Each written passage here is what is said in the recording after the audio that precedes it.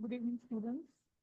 I'm Dr. Mary Raymer from the Department of English, and we are going to study A Day's Beat by Ernest Hemingway, a very interesting story prescribed in your syllabus, which is something you should enjoy studying, and it has a lot of interesting things to share. And hope in this short presentation of mine, I'm able to bring clarity of the text about the writer and certain themes. So let's move ahead. In this presentation, I am going to discuss and I'm going to talk about the writer, his works, story, and more about the text and theme of this chapter or text, you would say. So now we should first of all know something about Ernest Hemingway, his works.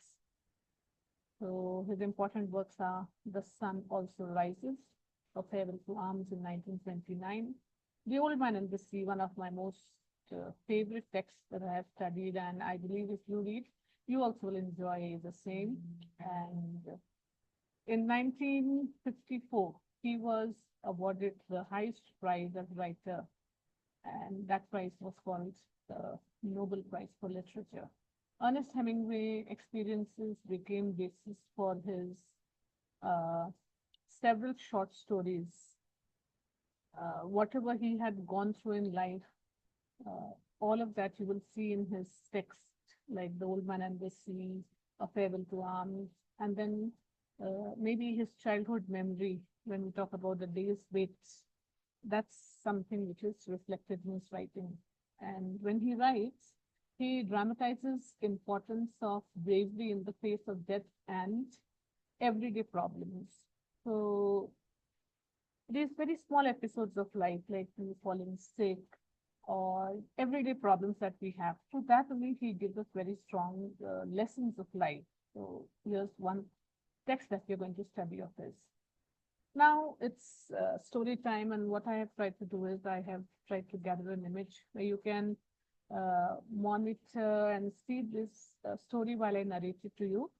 So, first of all, the story is narrated in the first person by a father who calls his boy Schatz. You see, the name of this character is Schatz.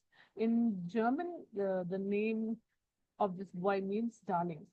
So when this boy he gets fever, a doctor prescribes three medicines and tells the boy's father that his temperature is 102 degrees, 102 degrees. And this is again something which you need to pay attention, the temperature that is 102 degrees.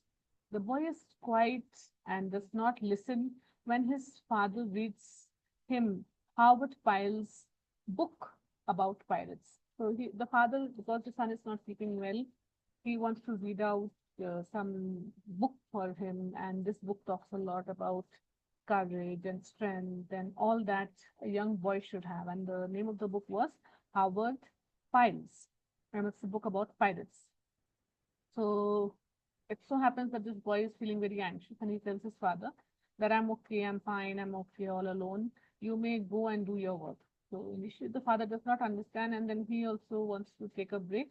So he goes for a hunting game, and while he is back on his way and he comes back home, he comes to his son's room. And again, we can see that the temperament and the mood of the boy is still very anxious. And as he enters, he comes to the boy, and the boy asks him that when will I die? And then the father is all of a sudden surprised. He said that this temperature which he's having, that is 102 degrees, this is something which is lethal. And because somewhere he had heard that 44 is the temperature, and he having 102 was something which he was not able to comprehend, and he was feeling that in sooner or later he is going to die. So then we see that then the father understands the real cause of this boy's anxiety and sadness. And then he explains to him the very basic or a very common factor of the temperature, which is Fahrenheit and Celsius. And then when the boy listens to this uh, story and he gets amused, and then the next day he cried very easily at little things that were of no importance.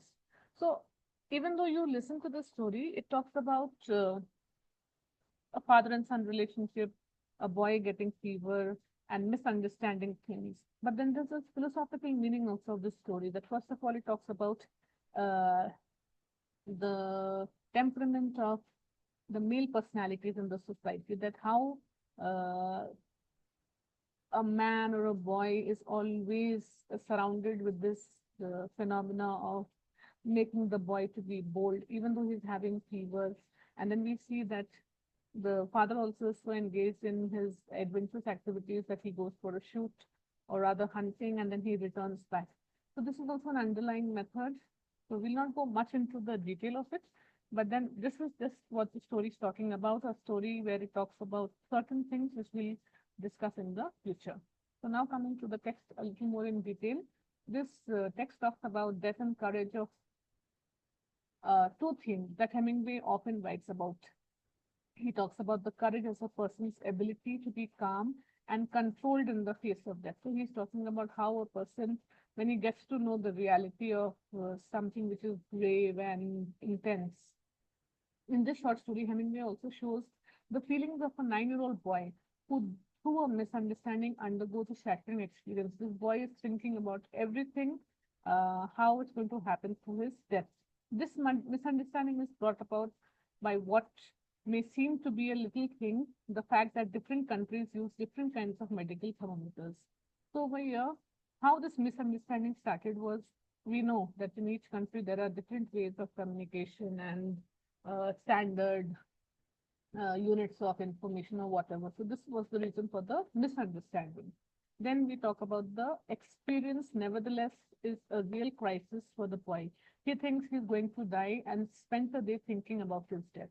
So this story of ours, somehow it always gives me a constant feeling of O. Henry's The Last Leaf, where we can see that how this girl also associates her life with that ivy tree where each leaf is falling, and then she says that the day the last leaf falls, I'll also die. So how we connect our sorrows and our feelings with death is something also reflected over here. However, in facing this crisis, the boy shows no fear and controls his emotions manfully. So, over here, like I told you earlier, also this feeling of boyhood, manliness, and all of this also reflected in that era. And even though it was a misunderstanding, how this boy stands with courage. Now, A Day's Wait, it deals with the courage to face the fear. Lying in the bed can be the worst kind of feeling when you are ill, bored, unnecessarily worrying about things. So this is talking about all about that. Then a young boy is terrified by his illness, but hides his fears because he's thinking that how his family will feel about his going away. So he keeps on wondering about all those things. His father is first unaware of the boy's fears. Finally, he realizes how tormented the boy has been all day when the boy reveals his fears. So we can see like a common situation, but then because of little bit of misunderstanding, how the entire story changes. So in a nutshell, we can say it talks about silence that a person chooses to keep, masculinity and heroism on the other hand to deal with that fear of death, miscommunication, obviously the doubt that is there between Celsius and Fahrenheit, maturity and innocence. At one point of time, the boy seems to be really innocent, unaware of the standard meters. And then on the other hand, we see maturity to deal with the fact that he is about to die. So that's all from my side. We have discussed about A Day's Wait by Ernest Hemingway, and we studied about the writer, his works, a story in short, a little about the text. So a quick view. So I hope you all enjoyed all of this. Thanks again. Take care.